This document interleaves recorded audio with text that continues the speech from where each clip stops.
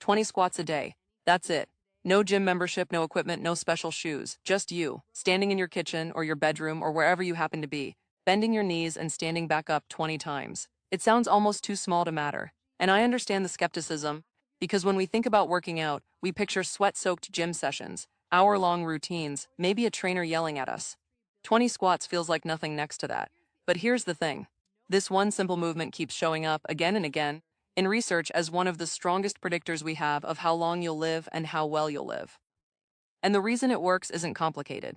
It's because this movement asks almost nothing of you, and yet it touches almost everything inside you. It costs nothing. It takes less than 2 minutes. And by the time you finish, you've set off a chain reaction that reaches your blood sugar, your heart, your bones, your balance, and even your brain. So in this video, I want to walk you through 9 specific things that happen inside your body when you do this simple movement every single day. Some of these changes hit you almost immediately, within minutes of finishing your set. Others build quietly in the background over weeks, months, and years, until one day you notice you've kept something that most people your age have already lost. And near the end, I'll walk you through a simple self-test, one you can do right now on your living room floor, that researchers have tied directly to how long people live. I'll explain how it's scored and what counts as a good result for your age. Quick note before we start. I'm a physician, but I'm not your physician. Everything in this video is for education, not personal medical advice, so please check with your own doctor before changing anything about your exercise routine, especially if you have joint issues, heart conditions, or haven't exercised in a while. Let's get into it. The first change happens in the largest muscles you own. Your quads, your hamstrings, and your glutes together make up the biggest chunk of muscle mass in your entire body. And these muscles weren't designed to sit idle. For almost the entirety of human history, people didn't have chairs. When they wanted to rest, they lowered themselves into a squat and stayed there. They squatted to eat, to cook over a fire, to weed a garden, to nurse a child, to wait and talk with neighbors. In many parts of the world today, people can still hold a deep squat comfortably for 10 or 15 minutes at a stretch. It was quite literally our original resting position. Now compare that to modern life. We sit in chairs at breakfast, chairs in the car, chairs at a desk for 8 hours, chairs on the couch at night. Our biggest, strongest muscles are chronically underused. So when you do a set of squats, you're not introducing your body to something foreign. You're waking up a pattern that's been dormant. Here's what happens physiologically. Every time you squat, you load your quads and glutes under tension. That tension triggers a cellular pathway called mTOR. Think of mTOR as a master switch for muscle repair and growth. Flip it on, and your muscle fibers start laying down new protein, rebuilding themselves slightly stronger than before. This matters more than people realize, because starting somewhere in your 30s, you begin losing roughly 3 to 5% of your muscle mass every decade, and that rate often accelerates after 60. This slow bleed is called sarcopenia, and it's the quiet process that eventually separates the 80-year-old who can still push themselves up out of a low chair from the one who can't. There's research showing that low muscle mass at 65 more than doubles your risk of a bone fracture from a fall. So every set of 20 squats is a small deposit into an account that, decades from now, decides whether you're still moving through the world on your own terms. The second change happens in your brain, and this one you can actually feel on the same day you start. When a muscle contracts, even for just a minute or two, it releases chemical signals into your bloodstream.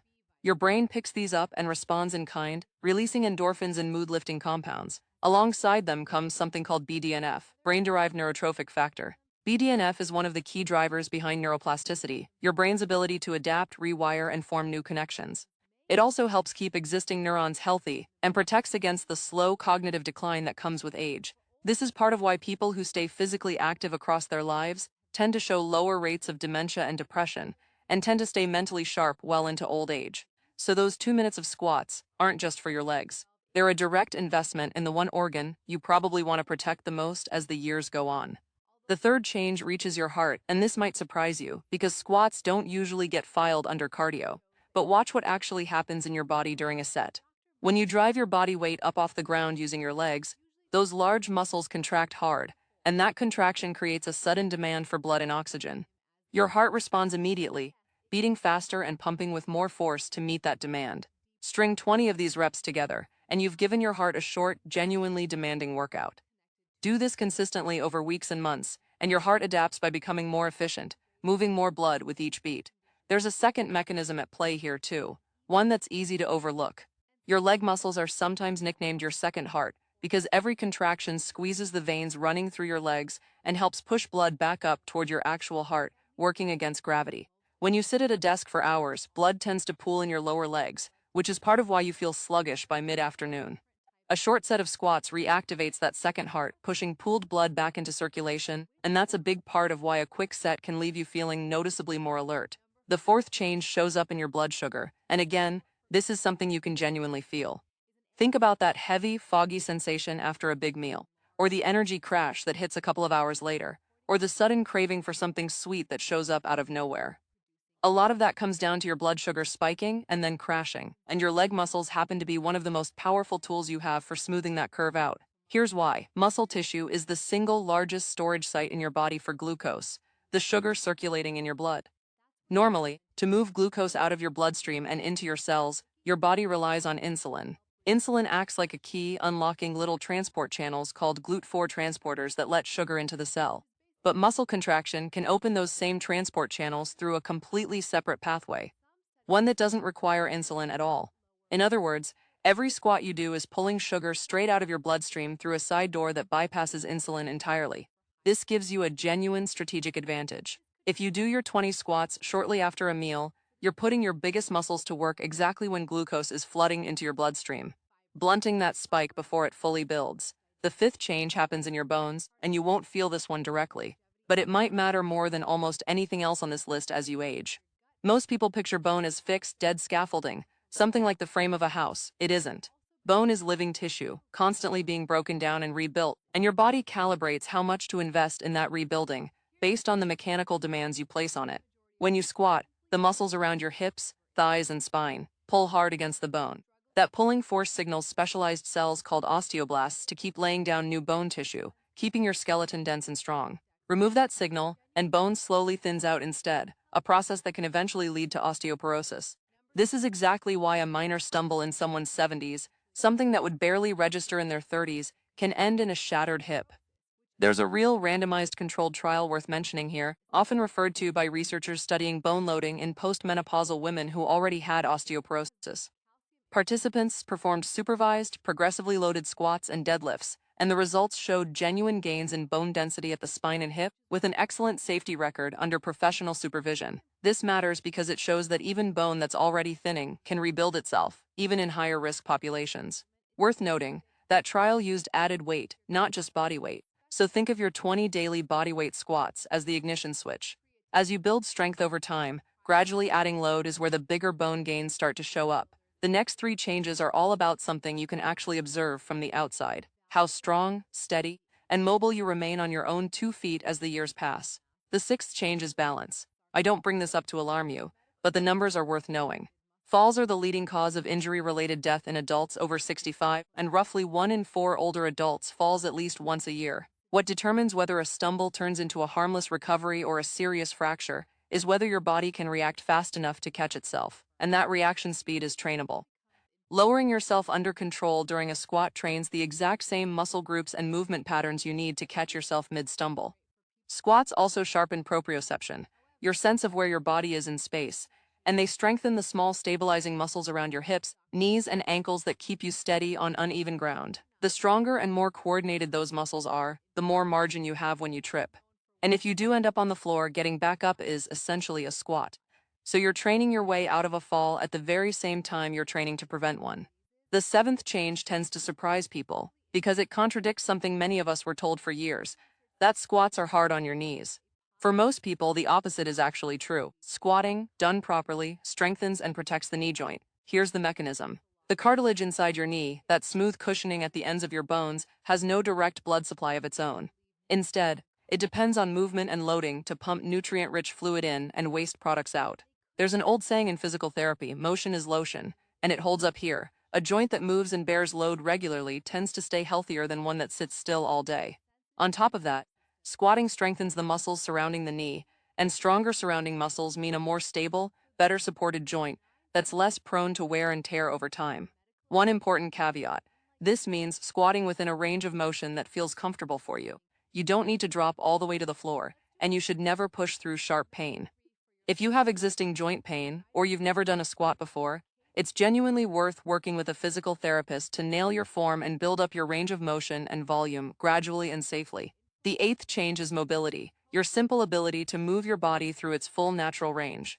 consider what hours of sitting does to your hips and ankles. When those joints stay folded into a chair position for most of the day, the surrounding tissue slowly tightens, and your usable range of motion quietly shrinks. Eventually, some people lose the ability to comfortably get down to the ground at all. A daily set of squats works directly against this, and it's not about flexibility as some abstract goal. It's about whether, at 75, you can get down onto the floor to play with a grandchild and stand back up without needing help, or whether, if you do fall, you can get yourself back up with minimal injury and without waiting for someone to find you. The ninth and final change is, in some ways, the deepest because it reaches your entire body at once. Your muscle isn't just a tool for movement, it's actually one of the largest hormone-producing organs you have. When your muscles contract, they release signaling proteins called myokines into your bloodstream. Some of these myokines travel to distant tissues and help dial down chronic, low-grade inflammation, the kind that quietly accumulates in your body as you age. To be clear, this isn't the acute inflammation you get from an infection or a sprained ankle. That kind is useful and necessary. This is the slow-simmering, background inflammation that sits underneath conditions like heart disease, type 2 diabetes, and even certain neurodegenerative diseases. The more muscle you carry, and the more consistently you actually use it, the more of these calming signals your body sends out, quietly working against that background inflammation year after year. So now let's talk about the test I mentioned at the start, the one that researchers have connected directly to lifespan. It's called the 30-second chair stand test, and it's used widely in clinical and geriatric research to assess lower body strength, balance, and fall risk. Here's how it works. Sit in the middle of a sturdy armless chair with your feet flat on the floor and your arms crossed over your chest. When you're ready, start a timer for 30 seconds and stand up fully, then sit back down as many times as you can without using your hands or arms for support. Each full stand and sit counts as one repetition. Researchers have used this test across large populations to benchmark lower body function by age, and the results are consistently linked to broader measures of physical independence, frailty risk, and even mortality. Roughly speaking, for adults in their 60s, somewhere around 12 to 14 repetitions in 30 seconds is considered a solid result. For adults in their 70s, 10 to 12 is typical for someone in good shape, and for those in their 80s, 8 or more is a good sign of preserved function. Falling well below these numbers, especially needing your hands to push off, or being unable to complete even a handful of reps, has been associated in research with a meaningfully higher risk of falls, hospitalization, and loss of independence in the years that follow. Now, I want to be careful here, the same way researchers are careful. This is an observational relationship, not a guarantee. A lower score today doesn't seal anyone's fate, and a high score isn't a permanent free pass either. But think about everything that one simple test captures in just 30 seconds. Your leg strength, your balance, your coordination, your cardiovascular response, almost everything we've talked about in this video, compressed into a single honest snapshot. If you try it right now and your number isn't where you'd like it to be, that's not a verdict. That's just your starting line, and the good news is that your daily set of squats is precisely the tool that moves that number in the right direction over time. Because here's the real takeaway from everything we've covered. None of these 9 changes come from one heroic, hour-long workout that leaves you exhausted and sore for a week. They come from something far less dramatic and far more sustainable, showing up for 2 short minutes, but doing it every single day, until your body simply has no choice but to adapt. So if you're new to squatting, or if you're dealing with any joint pain, back issues, or you simply haven't moved this way in years, please start slow, and strongly consider working with a physical therapist first. They can check your form, help you find a comfortable range of motion, and guide you through a safe, progressive plan to build both volume and depth over time. The goal here isn't to grind through pain. It's to get stronger without getting injured, so that this becomes something you can keep doing for decades, not just for a few motivated weeks. 20 squats, 2 minutes.